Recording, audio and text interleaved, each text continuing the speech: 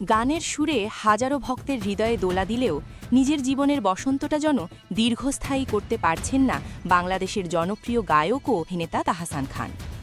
ঠিক 1 বছর আগেই যে নতুন জীবনের ইন্ট্রোটা ঘটা করে শুরু করেছিলেন তিনি, বছর ঘুরতেই সেখানে যেন বেজে উঠল বিচ্ছেদের বিষাদময় আউট্রো।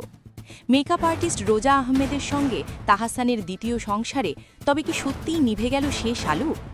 এই প্রশ্নই ঘুরপাক খাচ্ছিল ভক্তদের মনে। আর অবশেষে সেই নীরবতার দেয়াল ভেঙে উত্তর দিলেন খোদ তাহসান খান নিজেই। 2025 সালের 4 জানুয়ারি।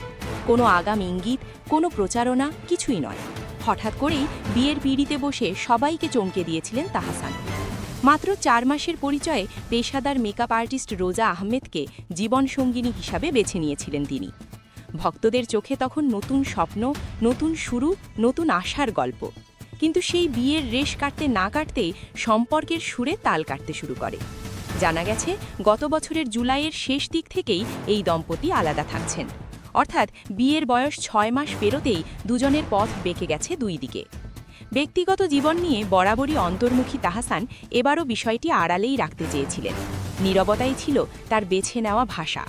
কিন্তু পরিস্থিতি বদলে যায় বিবাহ বার্ষিকী ঘিরে। সামাজিক যোগাযোগ মাধ্যমে যখন শুভেচ্ছার জোয়ার বয়ে যায় আর তারই ফাঁকে ছড়িয়ে পড়ে কিছু ভুয়ো খবর, তখন আর চুপ থাকা সম্ভব হয়নি।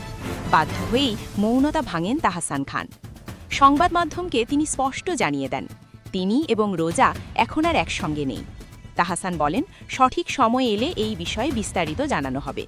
ব্যক্তিগত জীবন নিয়ে প্রকাশ্যে কথা বলতে তিনি চাননি, কিন্তু ভুল তথ্য ঠেকাতেই এই স্বীকারোক্তি। রোজা আহমেদ ছিলেন তাহসান খানের দ্বিতীয় স্ত্রী। নিউ ইয়র্ক প্রবাসী এই মেকআপ আর্টিস্ট 1 দশকেরও বেশি সময় ধরে বাংলাদেশ ও যুক্তরাষ্ট্রে ব্রাইডাল মেকআপ আর্টিস্ট হিসাবে কাজ করছেন। নিউ ইয়র্কে রয়েছে তার নিজস্ব একটি মেকআপ প্রতিষ্ঠান। আজও সেই প্রতিষ্ঠানের কভার ফটোতে বিয়ের স্মৃতি শোভা পেলেও বাস্তবে দুজনের হৃদয়ের দূরত্ব এখন বিশাল। তাহসানের ব্যক্তিগত জীবনের এই অধ্যায়ের শুরু অবশ্য আরও আগে। 2006 সালের 3 আগস্ট অভিনেত্রী রাফিয়াত রশিদ মিথিলার সঙ্গে বিবাহ বন্ধনে আবদ্ধ হয়েছিলেন তিনি। দীর্ঘ 11 বছরের সেই পথ চলা থেমে যায় 2017 সালে।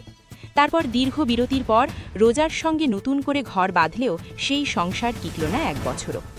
সঙ্গীত আর অভিনয়ের আঙিনায় যিনি একজন সফল মানুষ, ব্যক্তিগত জীবনের এমন আকস্মিক পরিণতিতে তার ভক্তদের মাঝেও বইছে হতাশার ছায়া। তবে আপাতত নিজের কাজ, নিজের সৃষ্টিশীলতা আর ব্যক্তিগত শান্তিকেই প্রাধান্য দিতে চান সবার প্রিয় এই শিল্পী। কারণ মঞ্চে তিনি আজও আলো ছড়ান, কিন্তু পর্দার আড়ালে তার গল্পটা এখন নিঃশব্দ।